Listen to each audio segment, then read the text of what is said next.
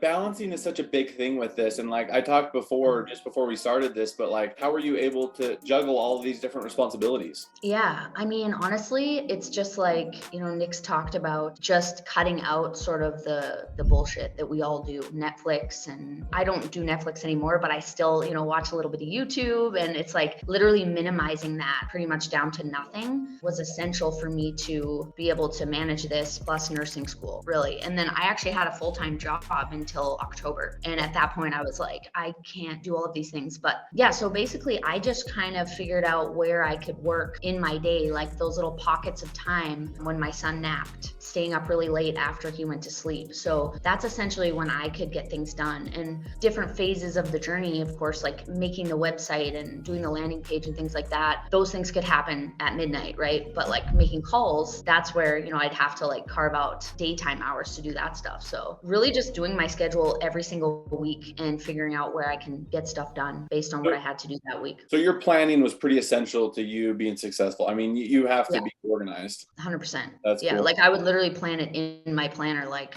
lead gen, Yeah. Yeah.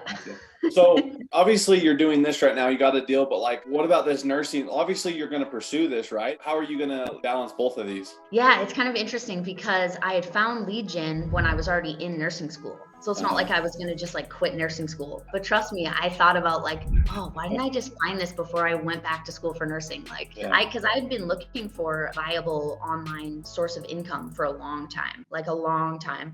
I tried a few things here and there, but nothing really stuck or seemed like it could work, right? Like long term and on a bigger scale. So yeah, it was like I just had to kind of get through it. And I still intend to work as a nurse. So, with having a family and needing a job, essentially at this point at least, I'm working 3 12-hour shifts, and it's a 7 to 7. And then the other 2 days a week is when I'll devote my time to lead gen. So it's basically like I'm just going to be doing it at the same time, essentially. Gotcha. That's smart. And I think with those types of, like, even if you're like police officer or whatever, you kind of have to, you have your days on, your days off. So you just kind of have to, your sleep is very important though. Like you need to be rested. Yeah, that definitely is possible. For sure. Your first deal, was it easier or harder than you thought when you first came into this? Well, I mean, technically, so this is my first deal as part of Digital Landlords. So it was definitely just because of my personal situation with my nursing school program. I felt like I couldn't put in enough hours on the phone that were required. And that's why it took a little longer. So I think that when I'm finished with this, like if you have even one full dedicated day a week, even one half day, you can really get so much achieved, but you have to be hyper focused in that time. So with the way my schedule was, I just couldn't. So things went slower than I think they would have had I had, a little extra time. Yeah. So yeah, I mean, I'd say like,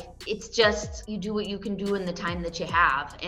But you cannot underestimate the amount of time you do have to put in making calls. Like that's something I know a lot of people struggle with, and me too. Like I get a lot of anxiety before I make the call, but it's just like being prepared and having your list. So then once you make that first call, then you have adrenaline, right? Like the anxiety's gone, it's adrenaline. And if you have 2 hours, you can make so much progress in that 2-hour time frame. So yeah, I don't know if that answers that question. No, that's perfect. Well, and me and Derek, Derek Tuttle was on last week, and we were talking about, it's weird, but sometimes when you're more busy with something else, you actually are more successful with this. Like, it's kind of like everything is a domino effect. Like if you're busy with your life, you kind of figure out a way to like make it all work. And like, if you're going to work, why not work hard and just do it all at the same time? Seriously though, honestly, like I think being in the nursing program, it forced me to hyper focus in those pockets of time that I had. And now that I'm done, and that's why I said to you, yes, I'm going to be working those 3 12s, but those other 2 days, like, of course I'm not going to work like 10 hours straight, but it's going to feel like so amazing because I'm going to have these dedicated periods of time, because I don't want to lose the momentum, right? I want to keep it going, keep pushing as if my schedule is super jam-packed like it has been. So well, that's cool.